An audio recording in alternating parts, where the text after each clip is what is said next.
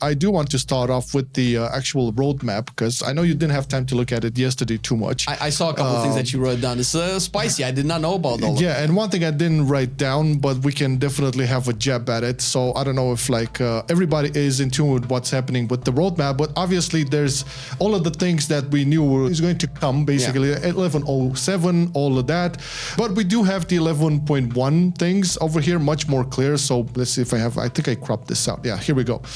So Undermined 11.1, obviously the new zone Undermined, new raid, Liberation of Undermined, which by the way, I thought that looked amazing. Yeah. The bosses and all of that. The new dungeon Floodgate, which, I mean, it looks very similar to Motherlode. We didn't see much of it, to be fair, because I feel like at some point there was transitions in their video where I thought it was Floodgate, but it was actually Motherlode. And and it was also from the open zone that made no sense. So we don't know much, but I think what actually pulled my mind, I don't know if you want to talk about this too much, but from the little shots of the raid, we've seen the big tank boss going like doing rounds, doing the drift, and the gorilla, which the gorilla and the dino, yeah, it might be me, but tell me if I'm wrong. It felt like those rigs were way more animated than any models that we've seen before. In the way that it's the same rigs for gorillas. It's the same. They just have a lot more polygons. Yeah, that's true. But in terms of like actual combat animations, it felt like it was when it went like this. Yeah, that's in the game right now.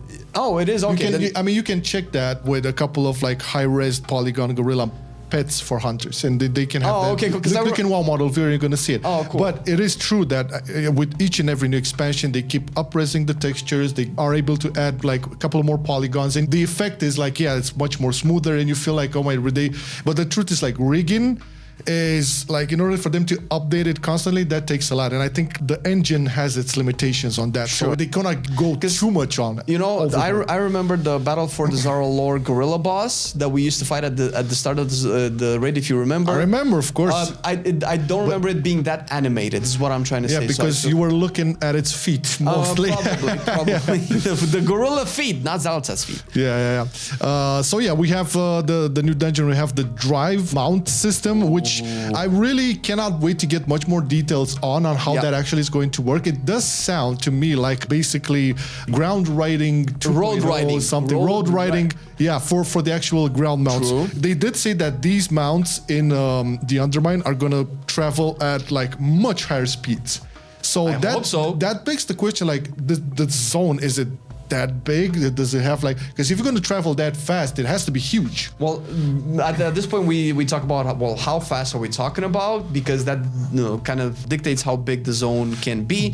Because if you think about it, like, I don't know if they're going to do this. I think Ian probably mentioned that we're not going to have flying at the start. I know we're not going to have it. Yeah, it's not 6 weeks in. We're going to walk around. I don't know if we're going to have flying in Undermine either, because otherwise how are you going to sell this new mount thing, this new ground mount thing? You have to, I mean, you can probably enable flying, but if they make it enticing enough, the whole system, like the way dragon riding was, you can get people to actually enjoy being on the ground and exploring the world from the ground. Because if you really think about it, if it's a zone / city / underground mafia steampunk type thing, there's only so much you can experience it from the air, right? You have to be able to drive through the city and see all the intricate streets, all the little buildings. Don't get me wrong, I'm totally fine with ground mounts. I think like for the most part, flying mounts actually killed a lot of the immersion of the game. Yeah. As much as I love dragon riding and being able to get fast from point A to point B, I really would love for some more immersion. But yeah, so Cartel renounced though. Yeah, that's what I did not know, because the Ian didn't say what the cartels were for. There was gonna be like a war between cartels. They didn't say that we're gonna side with one. I like that idea so much. But, oh my god, yes, because this is the culmination of the Goblin lore, right? You have Steamweedle, Venture Co, Bilgewater, and there was another thing that I always keep forgetting about.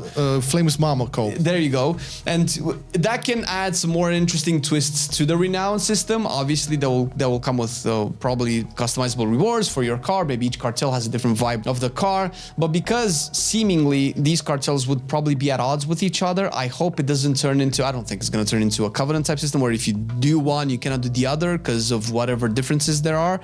What I think this might be is closer to the threads reputation that we have in Ashkahed, where we have the commanders, the vizier, Hunter, the Nubarak, and the Weaver. Yeah. So I think that's probably how this is going to work out, or they already have the tech for it, and that's gonna be cool. But what actually really caught my eye is what's underneath the Cartel Renown. Oh, the Warbands UI updates, Warbands camp collections. I don't know what that means. That means new background screens for Warbands. Would add it?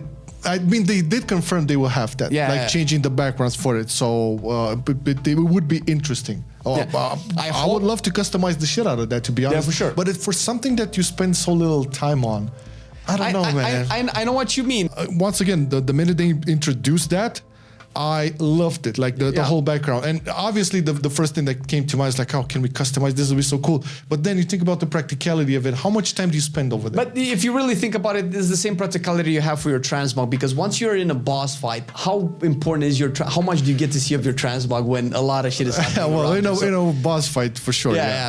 So I can see this as an opportunity to put it as a delve reward or delve progress cosmetic things, because I feel like I kind of want to do delves. But it's the end gamer in me is like, but I lose so much time for gaining so very little by doing delves, right? Yeah. So now I would have hoped that, I have 2 hours per week that I allocate to farming some cosmetics, maybe. Let's just say that, right?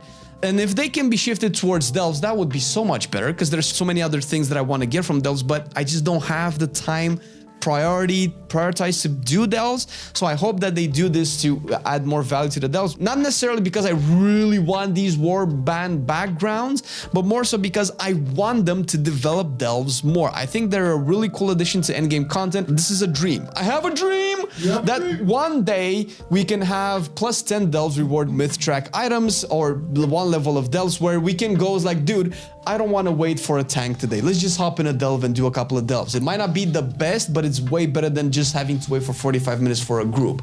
I feel like that would be a good alternative to endgame content for us, obviously, because people who do delves now, they're definitely going to keep doing delves in the future if they keep iterating on the delves. But I want them to find a reason to get me in as well. And this could be one of those reasons. And when I say me, I mean hopefully people that don't really do delves that much, because they can just do keys to get the gear and there's no real reason to do delves outside of that gear. I can definitely agree with that, and I can see it happening.